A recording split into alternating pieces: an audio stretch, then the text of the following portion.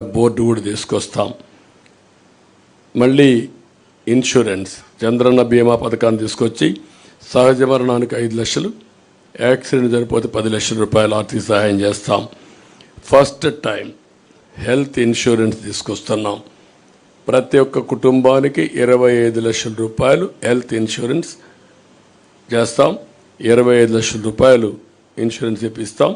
ప్రతి ఒక్కరిది digital health cards establish చేస్తాం. ప్రతి ఒక్క మండలంలో జనరిక్ మెడికల్ షాప్ ఒకటి పెడతాం. అవి పెట్టినప్పుడు చాలా కాస్ట్ ఎఫెక్టివ్గా ఉంటుంది. అవి కూడా పెట్టి అందరికి అందుబాటులో పెడతాం. బీపీ, షుగర్ వంటి నాన్ కమ్యూనికబుల్ డిసీజెస్ ఉండే వాళ్ళందరికీ ఉచితంగా జనరిక్ మెడిసిన్స్ని సప్లై చేస్తాం. విద్యుత్ ఛార్జీలు నియంత్రణ చేస్తాం. మళ్ళా కట్టడి చేస్తాం. అవినీతి అరికడతాం. సమర్థత పెంచుతాం. ఇంకొక పక్క చెత్త పన్ను ఇలాంటివన్నీ కూడా రద్దు చేస్తాం. ఇంటి పన్నులు కూడా హేతుబద్ధత ఉండాలి. ఇవన్నీ కూడా ఎక్కడికక్కడ సమీక్ష చేస్తాం. పెట్రోల్, డీజిల్ కూడా ధరల నియంత్రణ చేస్తాం.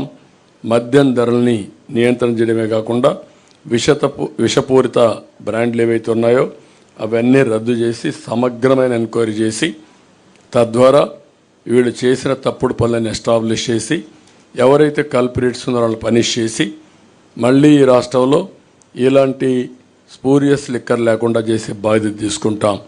అన్నా క్యాంటీన్లు ఏర్పాటు చేస్తాం. ఇంకొక పక్కన రేషన్ పంపిణీ విధానం కూడా సమీక్ష చేస్తాం.